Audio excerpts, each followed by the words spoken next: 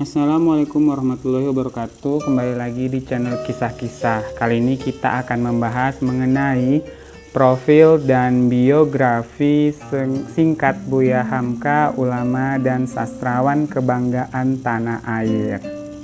Kita langsung saja ya.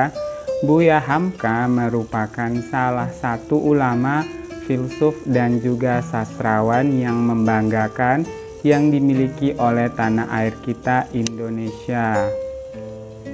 Dilansir dari wikipedia.com, Buya Hamka memiliki nama lengkap Abdul Malik Karim Amrullah. Ia merupakan anak pertama dari pasangan Abdul Karim Amrullah dan Safia. Tak hanya berkiprah sebagai seorang sastrawan dengan banyak novel yang ia tulis, ia juga berkecimpung di dunia politik dan juga pendidikan. Dalam kancah perpolitikan, ia bergabung dengan Partai Masyumi sampai pada partai politik tersebut dibubarkan. Selain itu, ia juga sempat menjabat sebagai Ketua Umum MUI ataupun Majelis Ulama Indonesia yang pertama dan aktif dalam Ormas Muhammadiyah hingga akhir hayatnya. Sastrawan yang lahir pada 17 Februari 1908 tersebut mendapatkan gelar kehormatan dari Universitas Al-Azhar dan Universitas Nasional Malaysia, sedangkan gelar guru besar disematkan dari Universitas Mustopo. Selain itu, Buya Hamka juga mendapatkan gelar sebagai pahlawan nasional Indonesia atas dedikasinya terhadap bangsa Indonesia.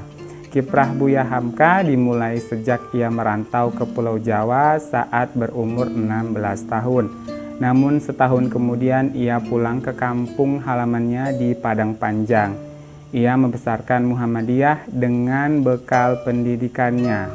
Ia sempat ditolak sebagai guru di sekolah milik Muhammadiyah karena tidak memiliki ijazah dan kemampuan bahasa Arabnya yang terbatas.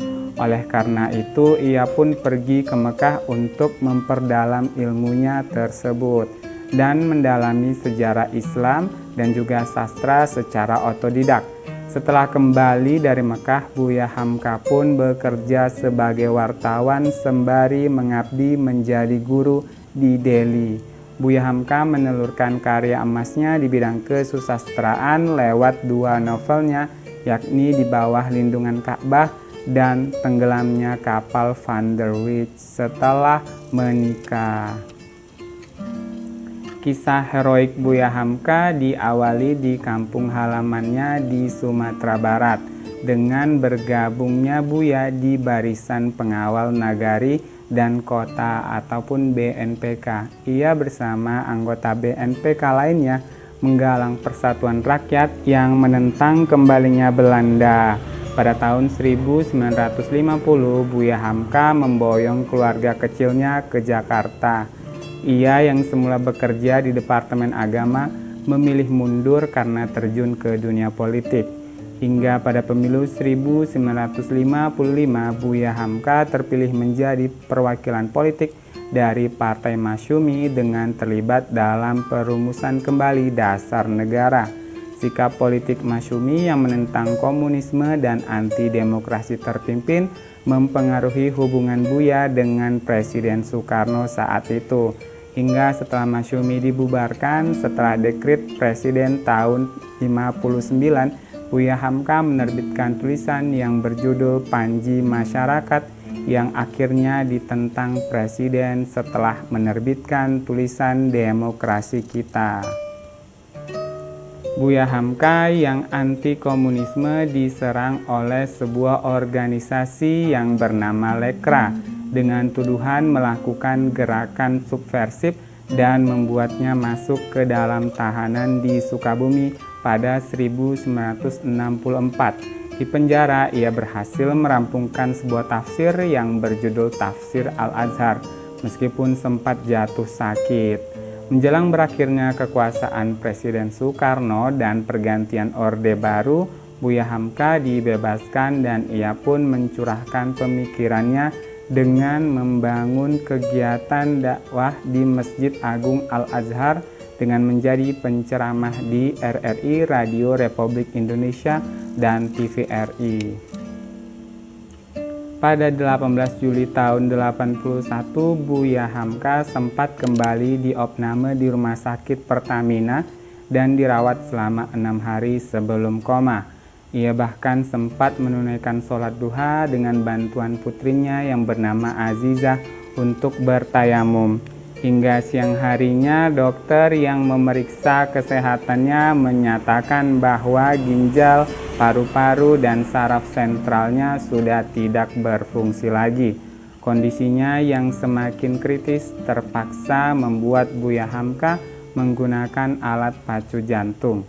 Hingga keesokan harinya pada pukul 10 pagi, keluarga besarnya sepakat untuk mencabut alat pacu jantung tersebut dan Buya Hamka pun dapat beristirahat dengan tenang pada hari Jumat 24 Juli tahun 1981 di usianya yang ke-73 tahun. Jenazah beliau dimakamkan di kediamannya di Jalan Raden Fatah 3. Sepeninggal Buya Hamka, pihak pemerintah pun menyematkan penghargaan Bintang Mahaputra Utama kepada Buya Hamka. Gelar pahlawan nasional disematkan untuk Buya Hamka sejak tahun 2011 silam. Namanya pun diabadikan untuk perguruan tinggi Islam di Jakarta milik Muhammadiyah, yakni Universitas Muhammadiyah Hamka. Nama Buya Hamka tak hanya berjasa di Indonesia saja. Ia juga dianugerahi gelar kehormatan honoris causa oleh Universitas Kebangsaan Malaysia yang dihadiri oleh Tun Abdul Razak, Perdana Menteri Malaysia, dengan menyebut Buya Hamka sebagai kebanggaan bangsa-bangsa Asia Tenggara. Selain itu, John L. Espito juga mensejajarkan nama Buya Hamka bersama Sir Muhammad Iqbal, Syed Ahmed Khan, dan Muhammad Asad dalam Oxford History of Islam. Kini nama harum Buya Hamka juga telah diadaptasi ke bentuk visual lewat film biopik berjudul Buya Hamka yang dibintangi oleh Vino G. Bastian sebagai Buya Hamka dan Laudia Cynthia Bella sebagai sang istri. Kalian sudah nonton belum? Terima kasih sudah menonton video ini ya. Sampai jumpa di video selanjutnya. Bye.